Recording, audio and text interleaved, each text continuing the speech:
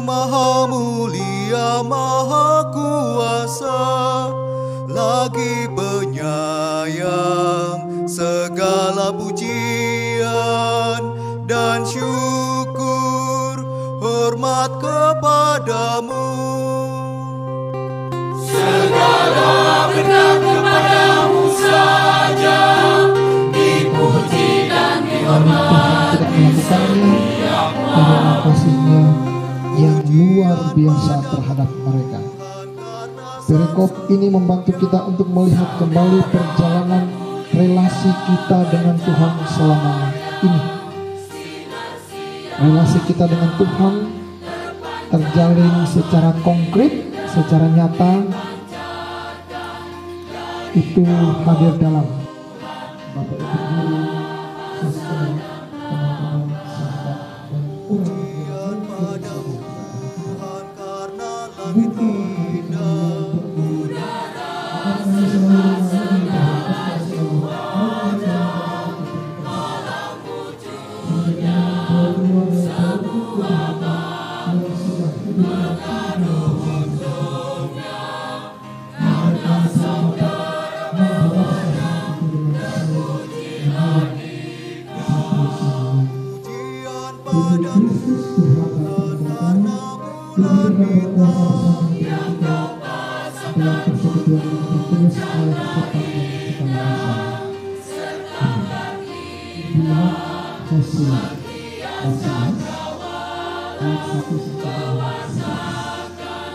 ketika Israel bersamanya, ku kasihi dia, dan dari Mesir ku panggil anakku itu.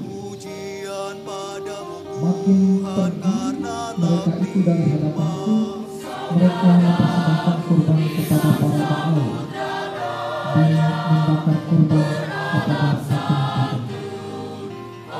Padahal akulah yang mengajar Efraim berjalan dan mengangkat mereka di tangan. Allah sumber harapan keberkahan. Demikian skema yang akan kita dalami dalam pertemuan ini. Tentu sebelumnya kita sudah mendalami pertemuan pertama ketika ditunjukkan dengan tema Allah sumber harapan untuk menangkis mentalitas agama palsu itu sudah sangat melekat dalam diri kita masing-masing. Tidak hanya kami juga untuk Bapak Ibu Guru Bapak Ibu Guru sudah tidak serta-merta mengajarkan, tetapi juga harus melihat diri apakah juga keagamaan palsu itu diamini oleh Bapak Ibu Guru, juga orang tua. Mentalitasnya sangat prihatin Anda melihat ketika berdoa bagaimana cara seorang jemaat menghayati bahwa Tuhan yang dia alami entah secara Bible, secara Hindu, Islam, Protestan, Konghucu dan lainnya, bagaimana sesungguhnya sifatnya. Apakah misalnya kita hanya sekedar membesarkan kalau menyembah pada kita yang berkudus? Tidak. Apakah misalnya Katolik berpakaian salib sambil melihat yang mesti kita buat?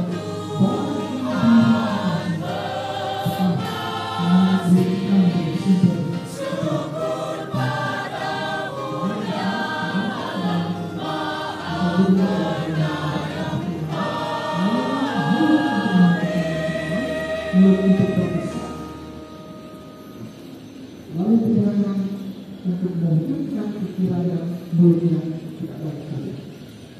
Lalu bagaimana kita dapat mengerti tentang kemurahan Tuhan dalam situasi yang akan menentukan, yang tidak menentukan? Nah, kita bisa menyadari bahwa orang-orang yang membantu kita untuk keluar dari masalah itulah sebenarnya perpanjangan tangan Tuhan. Mereka adalah Nabi Amos dan Nabi Hosea yang Tuhan kirim. Nah, mereka itu Nabi Amos, nabi-nabi kecil yang mungkin saja kita hadir lewat teman. Teman itu bisa menjadi perpanjangan tangan Tuhan. Dia nabi untuk menegur yang jahat itu. Wih, jangan. ini tidak baik misalnya dilakukan. Untuk teman, ini jangan dilakukan karena tidak baik. Untuk saudara, ya, untuk ayah atau ibu, atau untuk bapak ibu guru, atau sebaliknya bapak ibu guru. Untuk misalnya Tuhan pakai menjadi nabi, tapi ketika kita tidak melaksanakan dan ajaran Tuhan, tugas kenabian itu hilang. Kita menjadi tangan kanannya si jahat, setan. Tangan kanannya kegelapan. Meskipun sulit rasanya, ya, karena kita terbiasa kadang-kala, ya, seringkali kita terbiasa bertahan dalam yang tidak baik, ya, yang tidak baik. Apakah misalnya ketika kita ditegur atau dinasihati atau kedapatan lalu kita menangis? Ya boleh menangis. Menangis bahwa Anda bersalah, itu maksudnya. Jangan menangis karena Anda merasa bahwa Anda ditegur. Katakanlah kepada dirimu, Tuhan, saya menangis karena saya bersalah. Dan dalam tangisan itu Anda menyadari bahwa Tuhan mengampunimu lewat orang tua, saudara-saudari, teman-teman, ya, siapapun. Lalu saya berubah.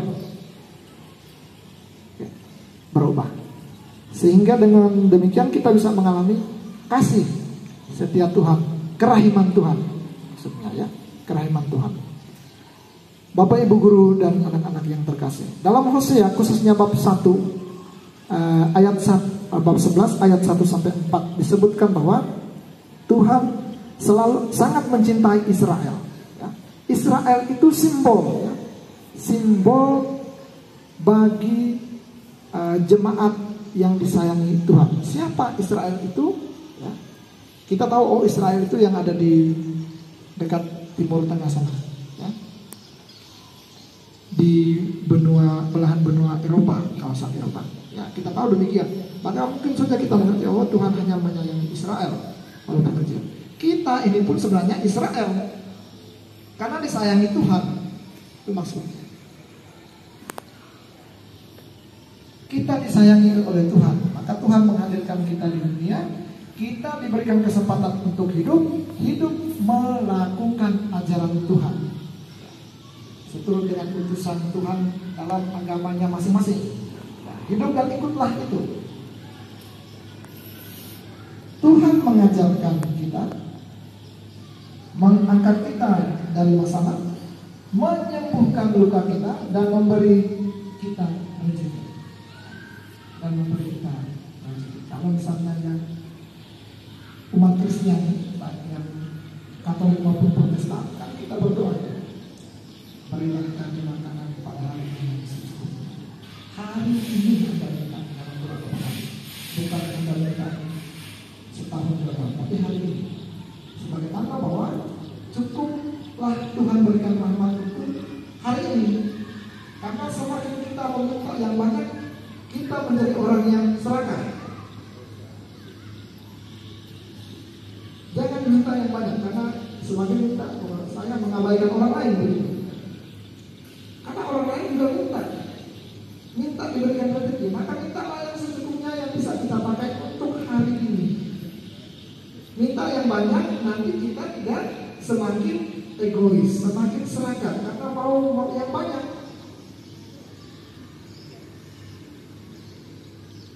Kalau mau yang banyak dan semakin serakah atau semakin egois, kerahiman Tuhan itu tidak ada dalam diri kita.